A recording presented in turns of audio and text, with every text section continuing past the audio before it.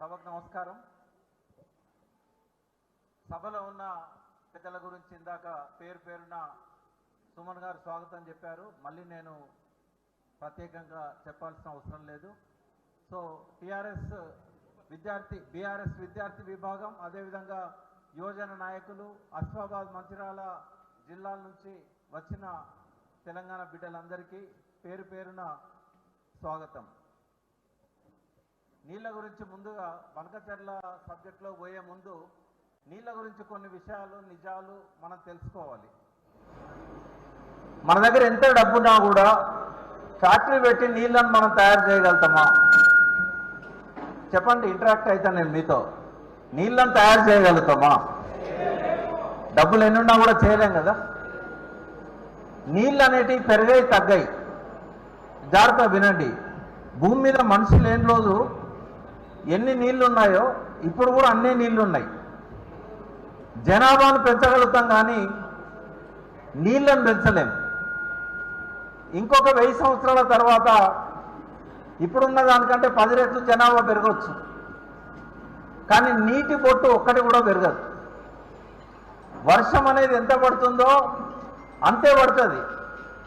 ఒక దగ్గర కరువు వస్తుంది, ఒక దగ్గర వరదలు వస్తాయి. ఇక్కడ పడాల్సిన వర్షం కొంత దూరం పోయి పడుతుంది.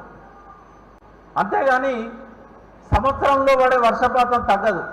భారతదేశం మొత్తం యావరేజ్ తీసుకుంటే 4000 మిల్లీమీటర్లు పడే చిరాపుంజిలో ఒకసారి కరువు వస్తుంది, రాజస్థాన్ ఎడారిలో ఒకసారి వరదలు వస్తాయి.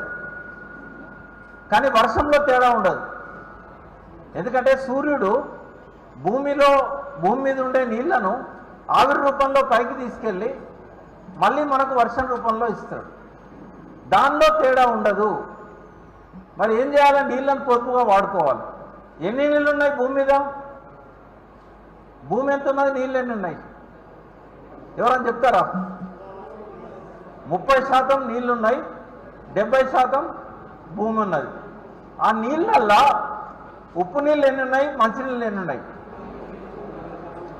97% ఉప్పు నీళ్ళు ఉన్నాయి. సముద్రాల నుండే నీళ్ళు 97%. మంచినీళ్ళు ఎన్ని ఉన్నాయి? 3% ఉన్నాయి. 3% ఉన్న మంచినీళ్ళల్లో మనకు తాగడానికి, వ్యవసాయానికి ఎంత % ఉంది? మంచినీళ్ళు అన్నీ మనకు ఉపయోగపడతాయా? భూగర్భంలో 2000 మీటర్ల కింద చాలా ఎక్కువ నీళ్లు ఉన్నాయి. పెద్ద నదులు ఎట్లయితే గోదావరి నది పైనుంచి పోతుందో మన భూమిలో కాళ్ళ కింద